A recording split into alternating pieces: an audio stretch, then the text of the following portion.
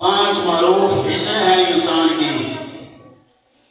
न देखा जा सकता है, न सूंघा जा सकता है, न सुना जा सकता है, न छुआ जा सकता है, न चखा जा सकता। अब उसकी अदात कैसे हो? हालांकि ये तो उलझन आ पड़ी।